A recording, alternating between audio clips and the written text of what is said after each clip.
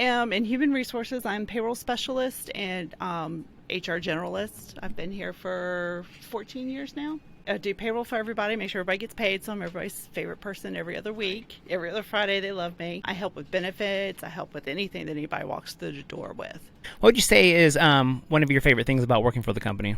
No day is ever the same, and that's good. It's nice to help people every day. Well, if there was one word you think they would use to describe you, what would you think that word would be? I would hope very nice and cooperative. And were you in the bowling industry at all before taking this job? I actually came here, it was so funny, as on a temporary basis to help out during benefits enrollment, and I came for my interview one day, and I never went home, basically. I spent the whole day here, and I've been here since. There's one thing that maybe people don't know about you that you would like to share. I love animals. I have cats. My youngest daughter's getting ready to ship off to college next week, so I'll be an empty nester, and we'll see how that goes.